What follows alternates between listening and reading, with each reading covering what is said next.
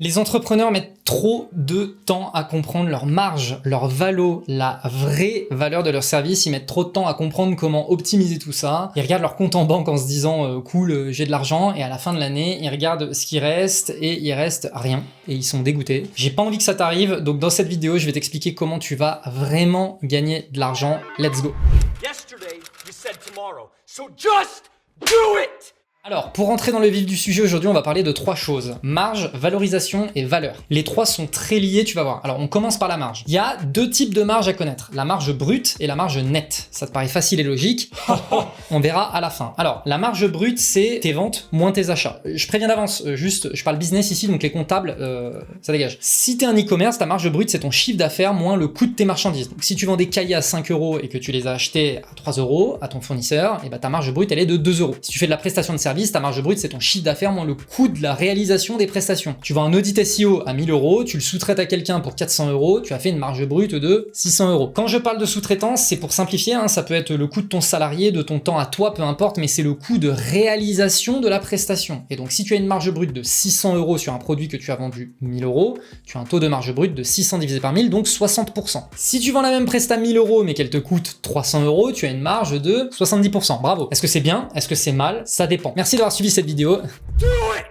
Maintenant, tu vas ajouter à tes coûts opérationnels les autres coûts. La location de tes bureaux, ton comptable, tes coûts marketing, etc., etc. Et à la fin, il te reste ta marge nette. Donc, je reprends l'exemple de l'audit SEO. Tu vends 1000 €, la personne à qui tu as sous-traité coûte 400 €, puis tu additionnes tous les autres coûts et tu tombes à 100 € de marge nette. Donc tu as un taux de marge nette de 10%. Est-ce que c'est bien? Est-ce que c'est mal? Ça dépend. Merci beaucoup d'avoir suivi cette vidéo. Encore, ça fait beaucoup là, non? Bon, maintenant, comment optimiser ça? Pour optimiser ça, tu n'as que deux leviers. Augmenter ton prix de vente ou réduire tes coûts. Je te parle de la réduction des coûts et ensuite je te parle de l'augmentation du prix de vente parce que c'est un enjeu de valeur, donc ce sera pour la prochaine partie. Donc si je reprends notre cas, on a 400 € de coûts opérationnels, la personne qu'on paye pour faire le job, pour rappel, et 500 € d'autres coûts, bureau, comptable, etc. Qu'est-ce qui se passe si tu essayes de diminuer un chouïa de chaque côté? Donc disons que tu arrives à créer les bons process, etc. et que tes coûts opérationnels, ils passent de 400 € à 350 € pour ce type de mission. Donc tu passes d'un taux de marge brute qui était de 60% à 65%. Est-ce que ça vaut le coup? Ça semble pas énorme comme changement. Bah en fait, il s'avère que c'est une décision qui va te faire augmenter tes bénéfices de 50%. Parce que en fait maintenant t'as plus 900 € de coûts, t'es à 850 € de coûts. Et donc avant t'étais à 10% de marge, et maintenant t'es à 15% de marge. 15% par rapport à 10%, bah c'est 50% de plus. Et là on parle d'un truc à 1000 €, donc ça semble complètement anodin 50 balles. Mais le jour où on parle d'un business à 1 million d'euros, bah ça fait 50 000 € quand même. Donc c'est plutôt sympa. Ça c'est basique, mais beaucoup ne captent pas. Qu'est-ce que je vais me faire chier à optimiser un process pour gagner 50 balles, sérieux? Bah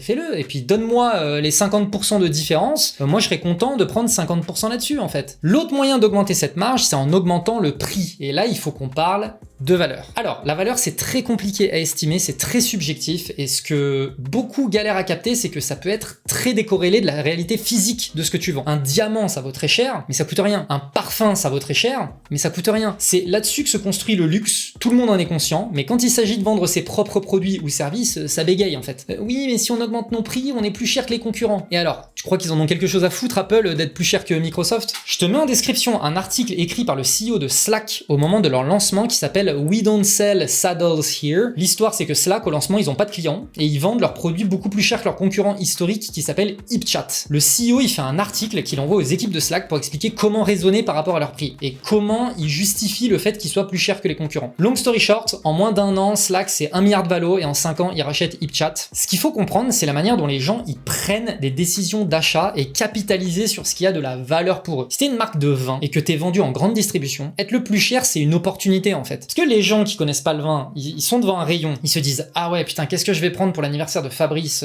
Je vais essayer de faire bonne figure, je vais essayer de prendre un bon vin. Hop, ils ont peut-être acheté du vinaigre, ils en ont rien à faire. Pourquoi? Parce que le prix est la valeur pour eux. Alors je sais que c'est compliqué surtout quand on se lance, mais si tu veux avoir un raisonnement rationnel sur le truc, quelques petites pistes de réflexion que je te partage. Généralement, il faut réfléchir en termes de retour sur investissement ou ROI. Sauf que si je reprends l'exemple du luxe, le ROI il se mesure notamment par le statut que tu vas permettre à ton client de gagner en portant le sac, le vêtement, le parfum, peu importe. Et comment est-ce qu'on évalue le gain de statut qu'il va avoir? C'est compliqué. Et en même temps, dans ce domaine-là, c'est aussi beaucoup le prix qui fait le statut. Donc on en revient à la même chose que le vin, le prix et la valeur. Dans certains domaines, c'est beaucoup plus simple d'évaluer le ROI en fait. Donc si t'es une marque de hard discount, tu sais que la valeur de ton produit, bah, c'est le prix justement. Donc tu vas augmenter ta valeur en baissant ton prix. Ça crée un paradoxe qui est assez difficilement tenable. Donc là, la clé, bah, c'est le volume. Autre exemple, si tu fais du growth comme Bulldozer et que tu bosses avec des grands comptes, leur promettre de la croissance, bon courage en fait. Va dire à L'Oréal, je vais x2 ta croissance. Donc là, ta valeur, ça va sûrement être d'optimiser leurs dépenses. Et à l'inverse, une startup, tu peux leur dire que tu vas x2 leur croissance. Et donc bien comprendre ça, ça te permet d'adresser de la bonne manière la bonne cible. D'un côté via les économies, de l'autre via les bénéfices que tu génères. Si t'as fait économiser 100 000 euros à L'Oréal et que tu te vends 90 000 euros, tu leur as fait faire des économies de 10 000 euros, donc c'est rentable pour eux. Sache néanmoins que c'est généralement beaucoup plus rentable de positionner sa valeur sur des bénéfices, pour info, mais ça on en parlera dans une autre vidéo, donc pense à t'abonner si ça t'intéresse. Maintenant, dernier point, parlons de la valo. Bon déjà, qu'est-ce que la valorisation d'une boîte? Bah c'est simple, c'est sa valeur sur le marché. Combien ça coûte de racheter la boîte? En octobre 2022, la valorisation de Twitter, elle était de 44 milliards, comment je le sais? Bah parce que c'est le prix que Elon Musk il a racheté la boîte par exemple. Donc généralement ça se détermine de trois façons. Si t'as une boîte cotée en bourse, donc bah c'est simple, c'est ta capitalisation boursière, donc la valeur d'une action multipliée par le nombre d'actions. Tu veux racheter LVMH? Bah c'est 422 milliards d'euros. Bonsoir. Au passage, pour les débiles qui pensent que Bernard Arnault il a 200 milliards de cash en banque, non, il a 200 milliards de patrimoine, donc ça prend en compte la valorisation de ses parts dans LVMH par exemple. Donc s'il a 1000 actions et que l'action vaut 1000 euros, ça fait 1 million d'euros, mais c'est pas du cash. Ça devient du cash s'il vend. Je pense que les personnes qui regardent ma chaîne sont au courant de ce genre de choses, mais je préfère préciser quand même. Bref, ça c'était si t'as une boîte cotée, peu probable. Sinon, en fonction de ton business model, il y a des méthodes de valorisation. Elles sont généralement en fonction de deux choses. Ton chiffre d'affaires ou ton bénéfice, ton EBITDA, peu importe comment tu veux l'appeler. Si t'as une agence et que tu fais de la prestat de service, ta valo, ça va généralement être 1,5 à 2 fois ton CA ou jusqu'à 6 fois ton EBITDA. Quand en 2022, Bulldozer a reçu une proposition de rachat, la personne qui nous a approché s'est notamment basée là-dessus pour faire son offre. Et après, t'as des business comme les SaaS où les valos peuvent être de 10 fois, 20 fois, 30 fois la valeur du CA par exemple. Pourquoi c'est des valos qui sont si importantes? Bah parce que généralement, c'est des revenus qui sont récurrents et donc c'est très prédictible, très safe et donc ça a beaucoup de valeur. Mais donc, en fonction de tes objectifs personnels, revendre de ton business par exemple pour faire du cash, bah tu vas optimiser différemment tes activités. Je te donne un exemple. Si t'as un SaaS, que tu sais qu'on valorise ton CA à 30 fois sa valeur, est-ce que t'en as quelque chose à foutre d'avoir une marge nette de 10% ou 20%? Bah non, en tout cas pas à court terme. Toi, ton game, c'est la croissance. Donc tu vas lever des fonds, tu vas faire en sorte de faire grossir ton CA au max et le plus rapidement possible. Et tout ce qui te rapporte 1 euro, en réalité, ça t'en rapporte 20. Si t'es une agence, ton game, c'est quoi? Bah, c'est ta marge. Parce que dans ce cas, tu vas chercher à augmenter ton CA. Tu vas plutôt faire attention à la valeur de tes offres, de tes coûts, etc. Parce que dans ton cas, 1 euro de CA, c'est pas égal à 20 euros de CA. 1 euro de CA, c'est peut-être égal à 2 euros de CA. En revanche, 1 euro de marge, ça peut potentiellement représenter 7 euros. C'est pour ça que quand je te parle de valeur, de tout ça,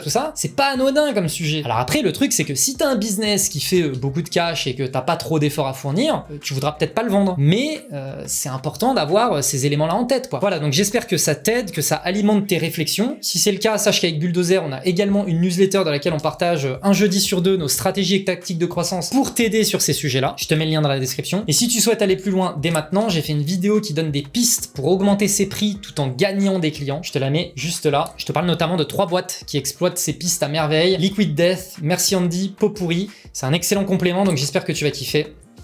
Ciao! Do it! Just do it! Don't let your dreams be dreams. Yesterday, you said tomorrow. So just do it! Make your dreams come true! Just do it!